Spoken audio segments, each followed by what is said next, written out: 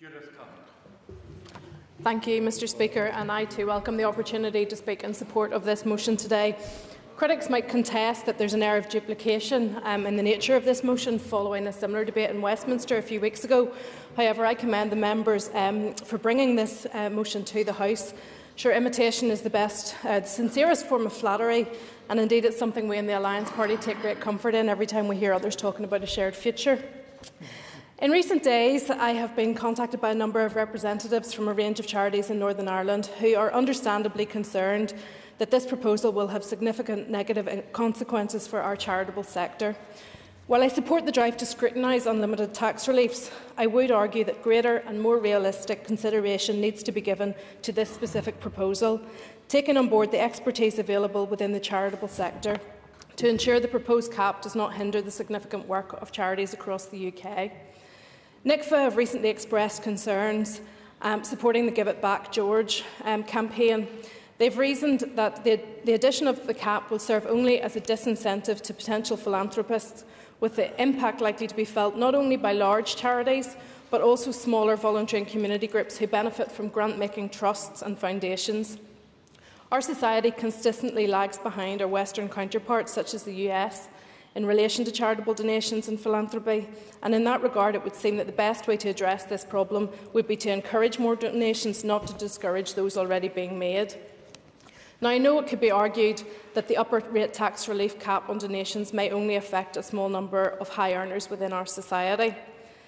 But as others have already mentioned, within the UK, nearly half of all charitable donations come from less than 10% of donors, those affectionately known as the rich.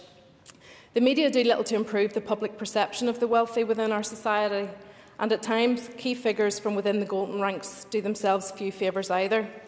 But the truth is, in relation to this proposal, that many of these individuals regularly give away a high percentage of their income, and it is large donations such as these that provide the lifeblood to our charitable sector.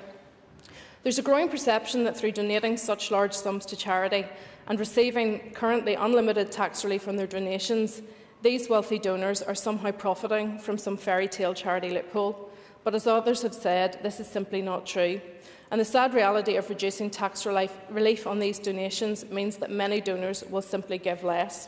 There is also an ironic sense of illogicality to these proposals when we seek to align them to the government's own ambitions for sustainability and growth in the third sector, in the hope that it can fill a vital role in the road to economic recovery. In addition to the financial red tape being tied around charitable foundations, Treasury has also confirmed that community interest tax relief will be included in the proposed cap. And for those members unfamiliar with the CITR, this scheme encourages investment in disadvantaged communities by giving tax relief to investors who invest in community development finance institutions, which in turn provide loans to businesses and social enterprises. It almost seems in this instance that while one hand from Westminster is patting the third sector on the back and seeking to provide assistance and support, the other is tightening the noose around its neck. Now, I'm sure members will agree that there is some merit in concerns exercised over bogus and foreign charities being utilised in order to exploit the system, but the frequency and impact of such practices simply does not hold weight when compared to the frequency and impact of charitable giving. The problem of tax avoidance through the use of charitable relief should ultimately be dealt with an effective HMRC.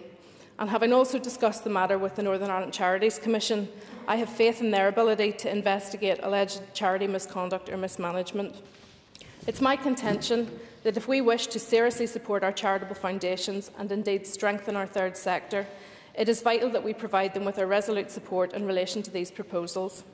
The overriding principle in all of this should not simply be deterring a minority, but emboldening the majority, and it is upon these grounds that I lend my support to the motion today. Thank you.